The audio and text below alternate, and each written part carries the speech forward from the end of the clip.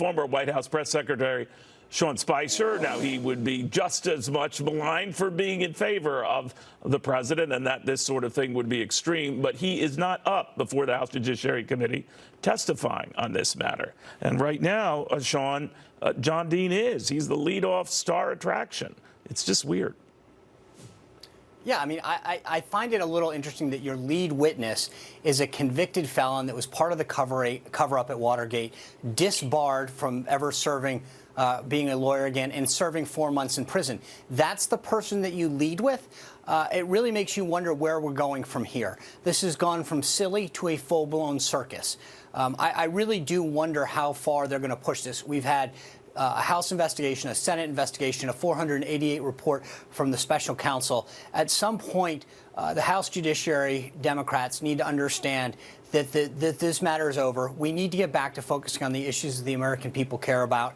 That's what this president's focused on, and those are the kind of results that he's achieving. Do you worry, part of you, because you're a pretty good historian too, Sean, I mean, when the hearing started, with John Dean testifying with Sam Urban Committee and talking about a cancer on the presidency. I believe Richard Nixon's approval rating was well north of 60%.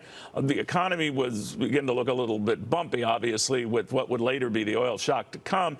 But he was doing well. These hearings weren't given a chance of going anywhere. John Dean, among those testifying, former counsel of the president, about all of this stuff. And then it sort of went on, and a little more than a year later, very different environment, and Richard Nixon resigned. Do you worry that the stuff that people aren't paying attention to metastasizes into something else? No, I don't, because a couple things are different. Number one, by his own admission, John Dean isn't a fact witness, right? He has nothing to offer this committee in terms of what he knows about this matter. Then why do you think that's just because you're right about that? He has no inside knowledge on anything. Why is he there?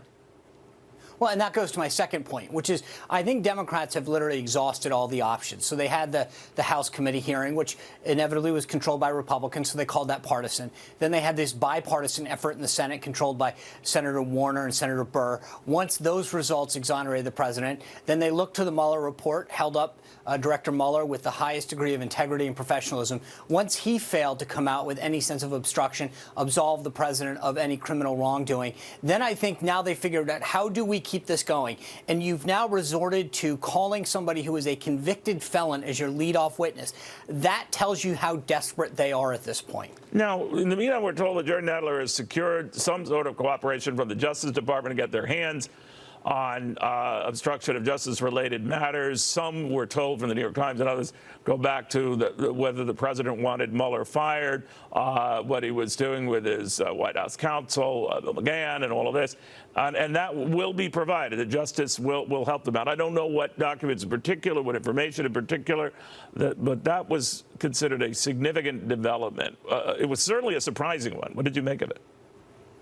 Well, I think it's a good thing, right? I mean, let these guys see what it is, because at some point you continue to exhaust the excuses that they have.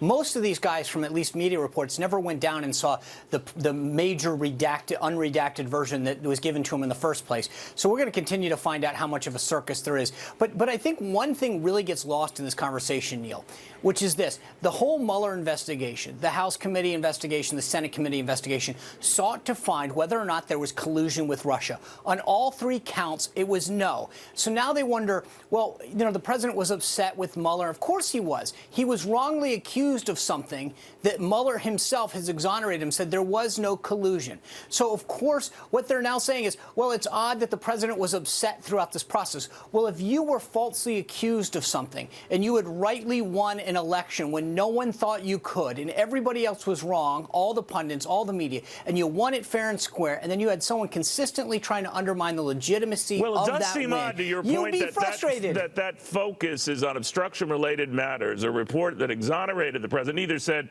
he did or didn't commit, obstruction, but they are seizing on the materials presumably Mueller used or the witnesses with whom he talked to try to decide for themselves whether that's the case. But that's a rehash that could go on for a long time. Right, but the thing that you got to get back to is that there's a difference between obstructing something. If you did something wrong and you try to obstruct people from finding out the truth, I get that. But in this case, by every account, the president did nothing wrong. So he was probably very frustrated. He was probably a little upset about how this was. But that's different. You can't obstruct what you never did in the first place. He never committed a crime. There was no collusion. That's been proven over and over and over again. Here we go. The drama has begun. Sean Spicer, good seeing you again. Thank you very, very much. Good to see you, Neil.